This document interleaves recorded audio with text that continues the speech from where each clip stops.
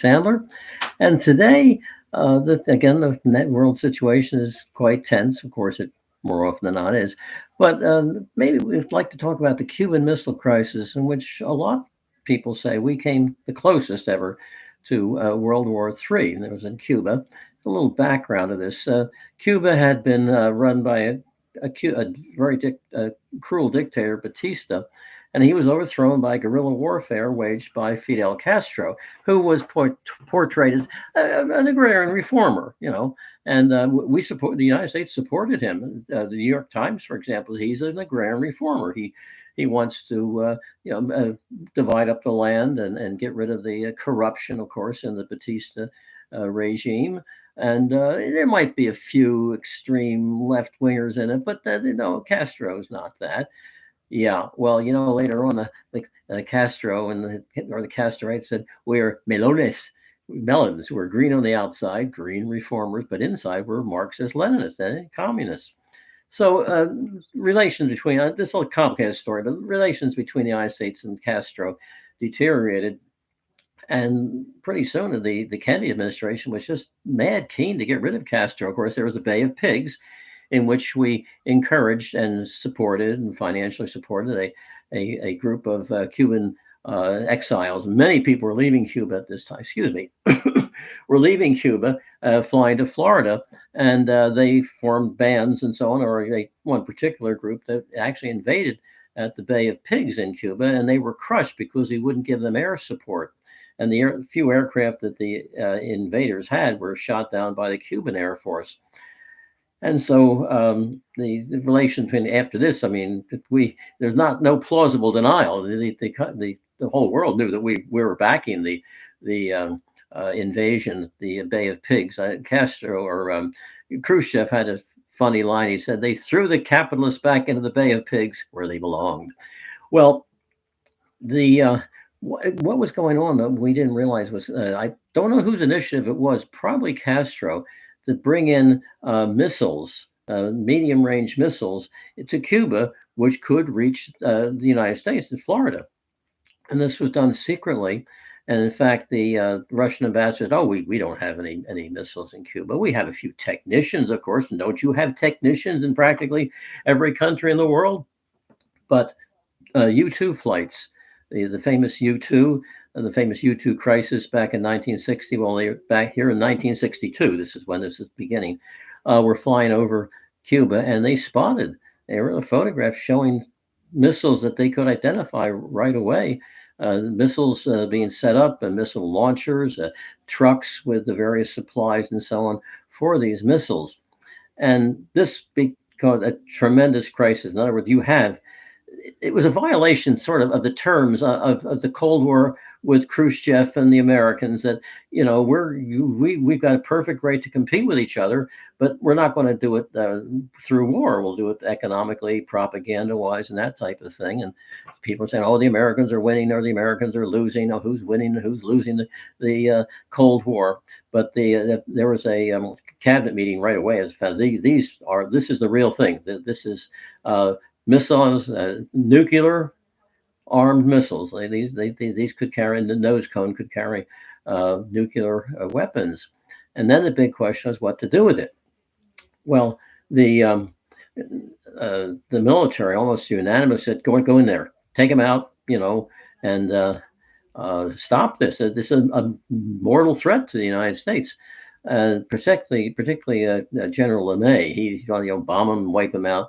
But the other side was, well, if you do this, you're going to kill a lot of Russian technicians. Now, Russians haven't been killing us lately. So if we do, this is an escalation of the Cold War to what could very well be a hot war. So this was debated back and forth and debated also in the United Nations. But, actually, first of all, it was totally top secret, okay?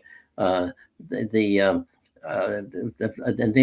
an ex-com committee, a small inner committee of the cabinet, consisting of all the wise men of Washington of both parties, were debating what to do about it. And in the end, they decided that it's a brilliant idea, really, in a lot of ways, looking back on it through the perspective of history, that we would put a blockade around Cuba, and stop any Soviet ships from going there. And so then this was revealed to the American public that we are now on full scale alert, not war readiness, but alert, like we're ready for war. And this warships were surrounding the island of Cuba, stopping. And it was really, as Secretary of State Rusk said, we're eyeball to eyeball, and they blinked first. In other words, as the Soviet freighters were coming from the Soviet Union with more missiles and whatever, and saw the American warships, they did turn around. And so the world breathed a sigh of relief. After 13 days, this went on before the Russians supposedly blinked. Now, of course, all these things in Washington, there's all kinds of stories within stories. And the thing, actually, in a way, as much as the American warships that turned this around, was that we put missiles in Cuba Turkey years before. And by this time, they were obsolete. I believe they were liquid fueled. I mean, everything is dry, powdered fuel by this time. And the Russians said, get those things out of there. And we said, that was a sign of weakness. The Kennedys were very, pardon me, they balls. They were very big on that. Did he have them or didn't he have them? And the Kennedys could never be shown not to have them. So they would be accused of if we pulled the missiles out. But secretly, the agreement that, yes, we'll pull them out. Give us a year or so, and we'll just say, well, they're obsolete. So therefore, we're pulling out, because they were about as close. In a way, I think they were closer in Turkey than the Russian missiles were in Cuba. So that in a sense was a really big thing, that we have to give them something. We're going to make a deal with them. They have to have something. And the deal is, well, these close-up missiles will be removed, but they were almost worthless by this time. And so the world breathed easier. And so it's often said this is the closest we came to World War II. In fact, later on, more stories are coming out. There was one supposedly, and I think fairly well authenticated, that a Russian submarine was given orders to, if any imperialistic American warship gets into your sights, you sink him. And he was, a good citizen of the Soviet Union. He was going to do as he was told, but he said, I'm not going to do it. I'll even pay the price of it.